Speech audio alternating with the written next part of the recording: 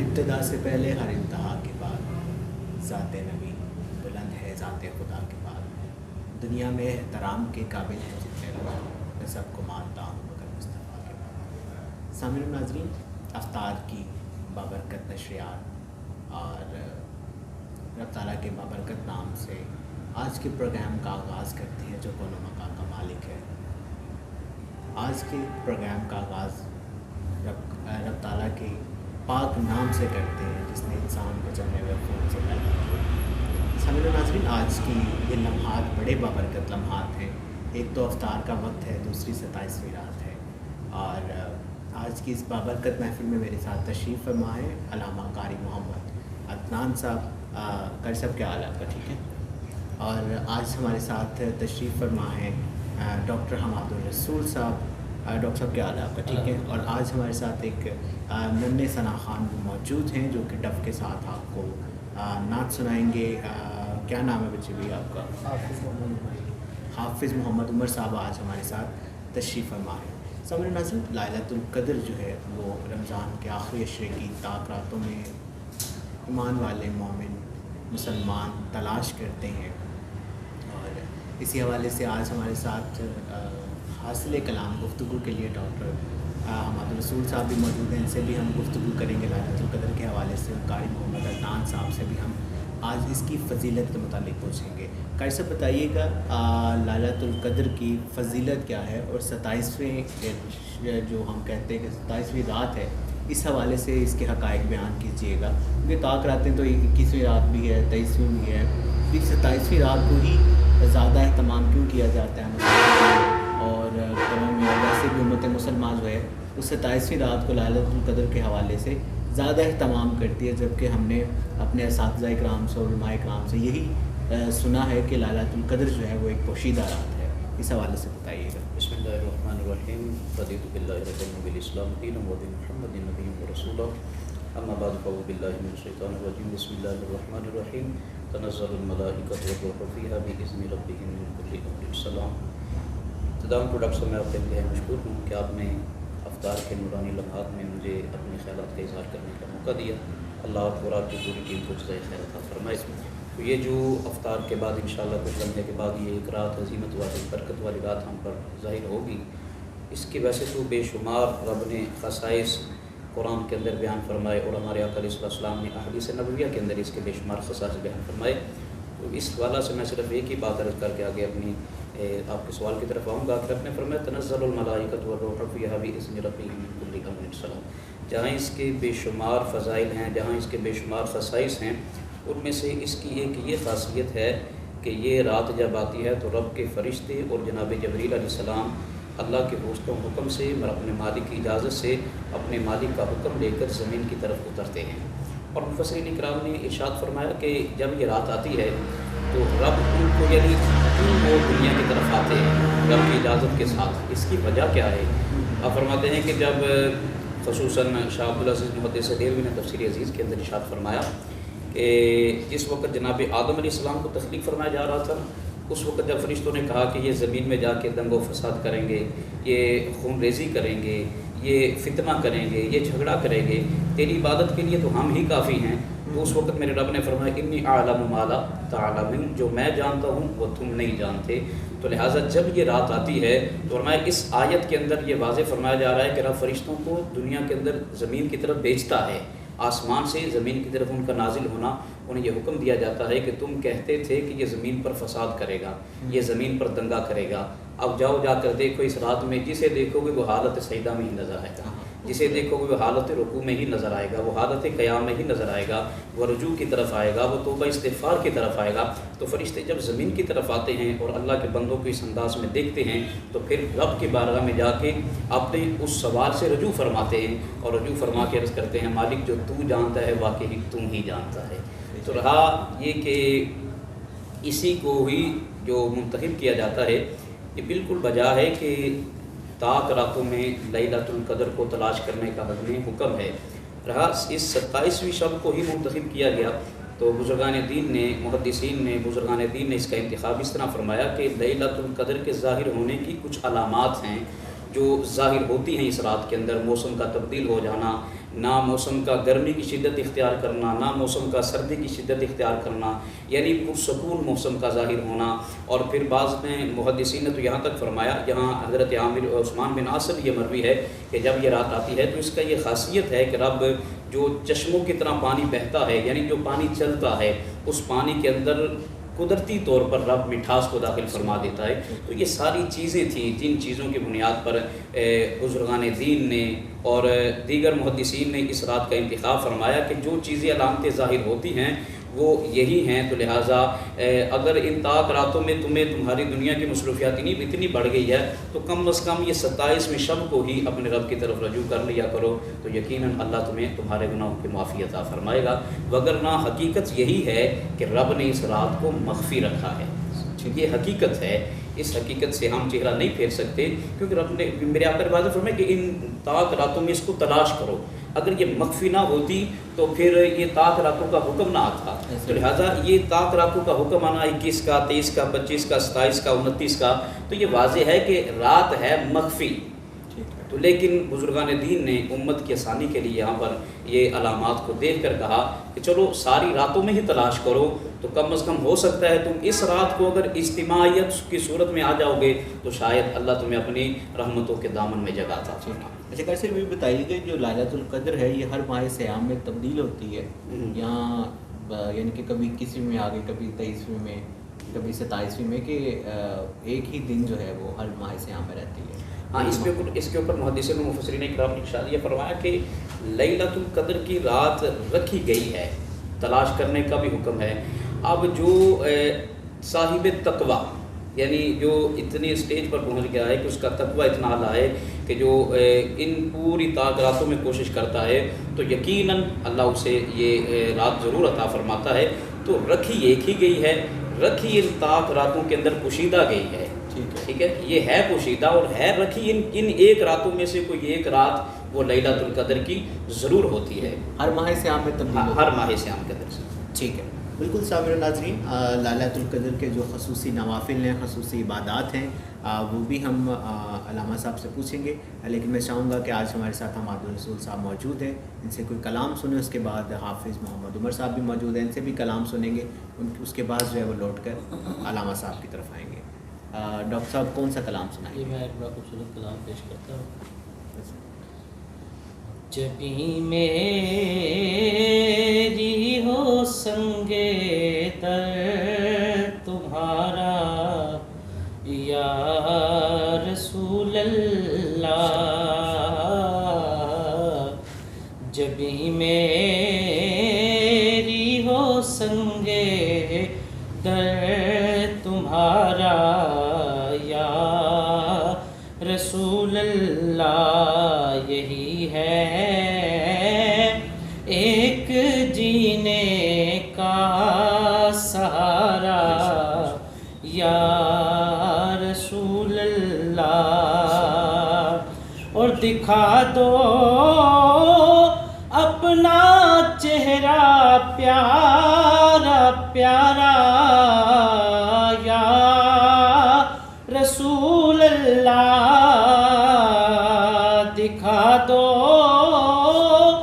اپنا چہرہ پیارا پیارا یا رسول اللہ، خدا را کر لوں جیتے جی نظارہ یا رسول اللہ، خدا را کر لوں جیتے جی نظارہ یا رسول اللہ، اور بروزے حشر میرے اس یقین کی لاج رکھ لینا، بروزے حشر میرے اس یقین کی لاج رکھ لینا کہ تمہارا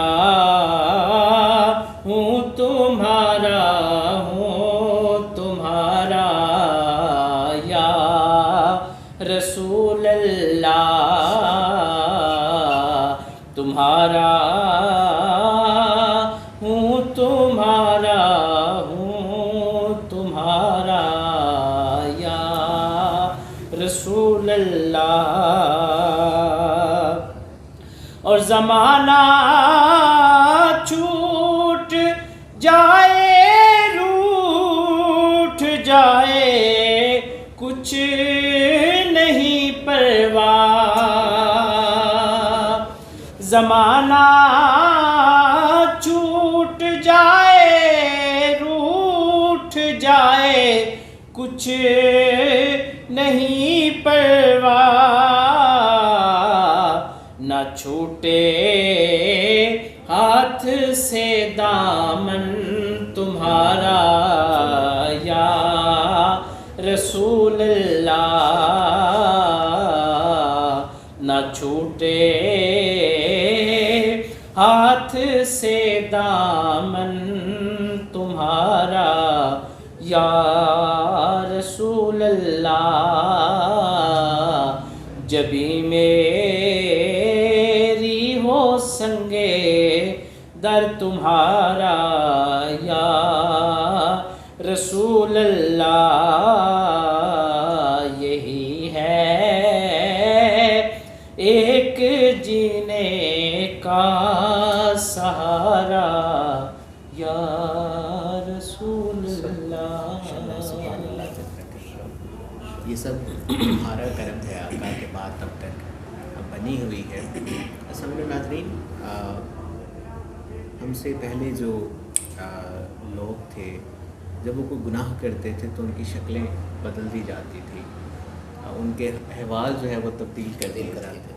یہ بھی آقا کا بڑا خاص کرم ہے ہم لوگوں پر کہ ہم لوگ صبح سے لے کر شام تک گناہوں میں مشغول رہتے ہیں. کبھی جھوٹ بول لیا, کبھی چوری چکاری کسی نے کر لی, کبھی غیبت کر لی کسی کی. لیکن یہ بھی آقا کا بڑا خاص کرم ہے, خاص عنایت ہے کہ ہماری شکلیں احوال تبدیل نہیں کیے جاتے. اور اس کے بعد یہ ہے کہ روز محشر ایک ہمارے پاس ایک وہ سافٹ کارنر ہے, ایک ہمیں یقین ہے, ہمارا ایمان ہے کہ چلیں ٹوٹی پھوٹی ثناخوانی کرتے ہیں, روز محشر جو ہے ہماری شفاعت ضرور کریں گے. حافظ عمر صاحب ہمارے ساتھ تشریف فرما ہیں, ڈف کے ساتھ بڑی پیاری جو ہے وہ نعت پڑھتے ہیں. میں ان سے ملتمس ہوں کہ بارگاہ رسالت میں اپنی حاضری پیش کیجیے. آپ سب کب سے ڈف کے ساتھ نعت پڑھ رہے ہیں؟ تقریباً 1.5 سال ہو گئے. 1.5 سال ہو گئے. بسم اللہ.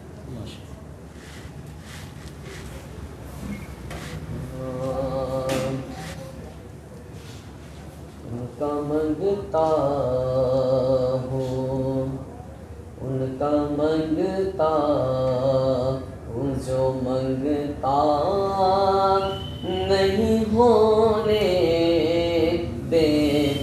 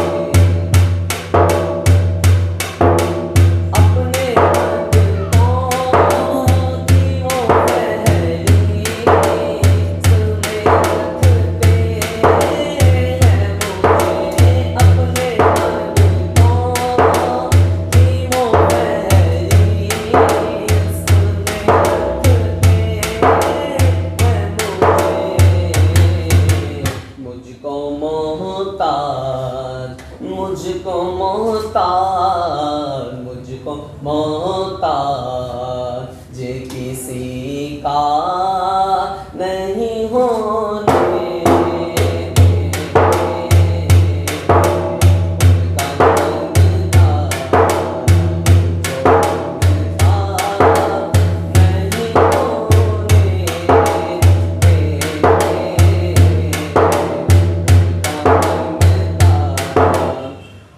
میرے ہر عیب کی کرتے ہیں وہ پردہ پوشی، میرے ہر عیب کی کرتے ہیں وہ پردہ پوشی، میرے ہر عیب کی کرتے ہیں وہ پردہ پوشی، میرے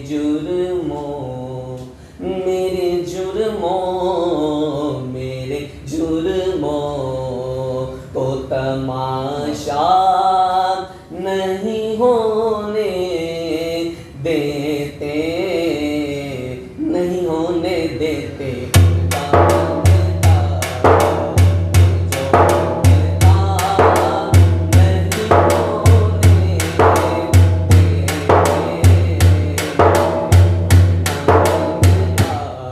اور اس کرم کا کروں میں شکر کیسے ادا، اس کرم کا کروں میں شکر کیسے ادا، جو کرم مجھ پہ میرے نبی کر دیا، اس کرم کا کروں شکر کیسے ادا، جو کرم مجھ پہ میرے نبی کر دیا، ارے میں تو سجاتا تھا سرکار کی محفلیں، مجھ کو ہر غم سے رب نے بری کر دیا، ان کا منتا وہ جو منتا نہیں ہونے دیتے، میرے آقا میرے آقا میرے آقا مجھے رسوا نہیں ہونے ان کا منگتا ماشاء اللہ سبحان اللہ جزاک اللہ۔ حافظ صاحب نے بڑی محنت کے ساتھ کلام پڑھا ہے، ان کا منگتا ہوں جو منگتا نہیں ہونے دیتے، یہ حوالے مجھے رسوا نہیں ہونے دیتے۔ علامہ صاحب آپ کی طرف لوٹ کر آنا چاہوں گا کیونکہ افطار کا وقت جو ہے وہ انتہائی قریب ہے، کیونکہ چند لمحوں بعد لیلۃ القدر کا جو ہے وہ آغاز ہو جانا ہے، محافل میں کا انعقاد ہوگا مساجد میں، پھر اس کے علاوہ صلاۃ التسبیح وغیرہ بھی، تراویح وغیرہ بھی ادا کی جائے گی، تو مخصوص عبادات بتائیے گا ہمارے دیکھنے سننے والوں کو جو لیلۃ القدر میں جو ہے وہ نوافل ادا کریں، جس کی فضیلت جو ہے وہ زیادہ ہے۔ ہاں، میں اس کے اوپر ڈاکٹر صاحب عرض کرنا چاہوں گا اختصار کے ساتھ۔ ویسے تو بے شمار عبادات ہیں، جیسے نماز تراویح کے بعد پھر صلاۃ التسبیح، پھر محافل، پھر قرآن کی تلاوت، پھر گوشہ درود کی تلاوت ہے، اپنا گوشہ درود کی محافل، یہ سارے عبادات کے اندر آتی ہیں۔ تو میں یہاں پر اختصار کے ساتھ عرض کرنا چاہوں گا، جہاں ہر عبادت کی اپنی اپنی اہمیت ہے، لیکن اگر ایسی راتیں مل جائیں تو ہمیں سب سے زیادہ کوشش کرنی چاہیے اپنی قضاء عمری پہ۔ میں یہ اختصار کے ساتھ عرض کرنا چاہوں گا، کیونکہ ایک ہمارے اندر ایک مائنڈ اپ سیٹ بن چکا ہے کہ رمضان المبارک کا آخری جمعہ مل جائے، اس میں اگر ہم 2 یا 4 یا 3 ایسی رکعتیں پڑھ لیں گے تو ہماری کوئی قضاء عمرے کی معافی مل جائے گی، تو ایسا قطعاً نہیں ہے۔ جو قضا ہے وہ شمار کی جائے گی۔ تم آپ کبھی 10 بھی پڑھ کے کہنا کہ میرے سال کی قضاء کی جو مجھے معافی مل گئی ہے، تو ایسا نہیں ہے۔ تو ٹھیک ہے، عبادات کے ذریعے قرب الہی ملتا ہے اور حقیقت ہے، اور یہ ہمارا پنجابی کا محاورہ بھی ہے، جتنا گڑ ڈالو اتنا میٹھا۔ لیکن اگر ہم اپنی قضاء عمری کی طرف توجہ کر کے اپنی قضاء عمری کا اپنی بلوغت سے لے کر موجودہ عمر تک اپنی قضاء عمری کا حساب لگا کے اگر ہم اس قضاء عمری کو ادا کریں گے تو اس رات کے اندر یقیناً اس سے بڑھ کر اور کوئی عمل نہیں ہے، تو لہٰذا اس کی طرف آنا ہی ہمارے لیے ٹھیک ہے۔ اور صلاۃ التسبیح کا طریقہ کار کیا ہے وہ بھی بتائیے گا، اور خواتین کے لیے بھی بالخصوص بتائیے گا، جو خواتین گھر میں ہیں کیا وہ صلاۃ التسبیح پڑھ سکتی ہیں؟ اگر پڑھ سکتی ہیں تو کیا طریقہ کار ہے؟ ہاں، اس کے اندر یہ نا کہ یہ صلاۃ التسبیح عورتوں کے لیے گھر کے اندر پردے کی حالت میں ادا کرنا، اور پھر اس کے اندر یہ کہ اس کی بے شمار اہمیت ہے، لیکن میں اس کے اختصار کے ساتھ طریقے کی طرف آؤں گا کہ علماء فقہا نے جو اس کا طریقہ بیان فرمایا ہے کہ پہلے جو آپ نیت باندھیں، نیت باندھ کے اس کے بعد جب اس نماز کی طرف آئیں تو اس کے اندر آ کر آپ ثنا پڑھ کے پہلے تیسرا کلمہ سبحان اللہ والحمد للہ ولا الہ الا اللہ واللہ اکبر یہ 15 دفعہ، پھر آپ اس کے بعد سورت ملائیں گے، سورت ملا کے پھر 10 دفعہ یہی کلمہ رپیٹ کریں گے، پھر اس کے بعد رکوع کی تسبیحیں پہلے کر کے پھر اس کے بعد 10 دفعہ یہی رپیٹ کریں گے، پھر اس کے بعد رکوع کی حالت سے واپس آ کے حالت تمہید کے اندر آپ کلمات تمہید کہہ کر پھر یہ 10 تسبیحیں کلمات جو ہیں یہ رپیٹ کریں گے۔ اسی طرح آپ پہلے سجدے کے اندر بھی پہلے سجدے کی تسبیحیں، پھر اس کے بعد یہ کلمات طیبات سبحان اللہ والحمد للہ ولا الہ الا اللہ واللہ اکبر یہ رپیٹ کریں گے۔ پھر دونوں سجدوں کے درمیان جو ہم جلسے کی حالت میں بیٹھتے ہیں وہاں بھی 10 دفعہ، پھر دوسرے سجدے میں اسی طرح ہم اپنی یہ ایک رکعت جیسے مکمل کی ہے اسی طرح ہم اپنی دوسری رکعت مکمل کریں گے، اور دوسری رکعت کے اندر ہم نماز جو ہے وہ اپنی یوم یقوم الحساب تک مکمل کریں گے۔ اس کے بعد پھر ہم تیسری رکعت ہم پھر اپنی ثنا سے شروع کریں گے، اور اسی طرح جیسے پہلی 2 رکعتیں مکمل کی ہیں اسی طرح ہم نے آگے والی 2 رکعتوں کو بھی مکمل کرنا ہے۔ اس میں ایک یہ بڑا اہم مسئلہ ہے اس کی طرف میں توجہ دلانا چاہوں گا کہ جس نماز میں قرات نہیں ہے کسی مقام پر وہاں قرات نہیں کرنی چاہیے۔ نماز کے اندر فرض حالت کے اندر قرات ہے تو پھر قیام کی حالت میں ہے۔ ہمارے ہم معاشرے کے اندر یہ رواج پایا جا رہا ہے کہ کلمے کی تسبیح کہنے کے لیے بلند آواز سے کہا جاتا ہے، جبکہ یہ قرات میں شامل نہیں ہے۔ اس سے گریز کرنا چاہیے، جماعت کی صورت میں ہو تو اس سے گریز، کیونکہ یہ قرات کے زمرے میں نہیں آتا، تو لہٰذا قرات قیام کی حالت میں ہے۔ تو ہم نے اکثر دیکھا ہے کہ اگر لوگ رکوع میں جا رہے ہیں تو تاکہ لوگوں کو پتہ چل جائے اب تسبیح پڑھی جا رہی ہے تو آپ ایک دفعہ بلند آواز سے کلمہ پڑھ دیں، تو یہاں پہ ہماری نہیں چلے گی، یہاں پہ جو ہمارے لیے ایک ضابطہ بن چکا ہے ہمیں اسی کے تحت ہی چلنا پڑے گا۔ تو اس انداز سے اگر ادا کریں گے تو یقیناً اللہ پسند کرے گا۔ ٹھیک ہو گیا، بالکل ڈاکٹر صاحب ہمارے پاس 2 منٹ ہیں، جاتے جاتے کوئی آخری کلام ہے 2 منٹ؟ کیونکہ آخری اشرا ہے 30 رمضان مبارک، مولا علی مجھ کو پوچھا کہ میں 2 شعر پیش کروں۔ نصیب اپنا جگایا علی علی کر کے، نصیب اپنا جگایا علی علی کر کے، ہر ایک غم کو مٹایا علی علی کر کے، ہر ایک غم کو مٹایا علی علی کر کے،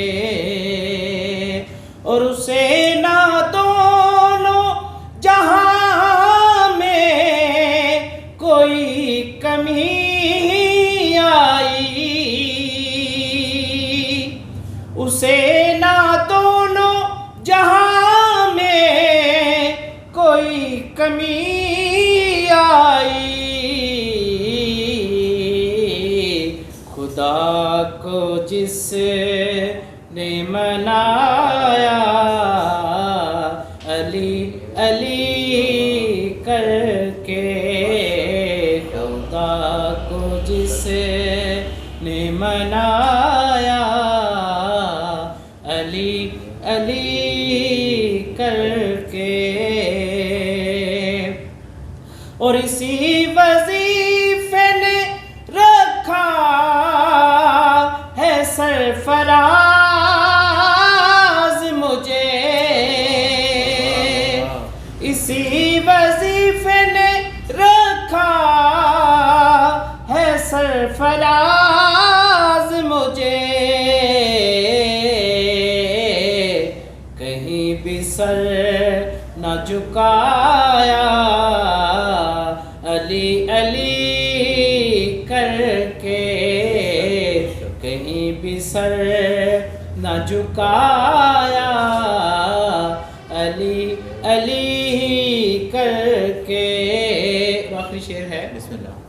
کہ میری نظر میں یہی ایک علاج تھا ان کا، میری نظر میں یہی ایک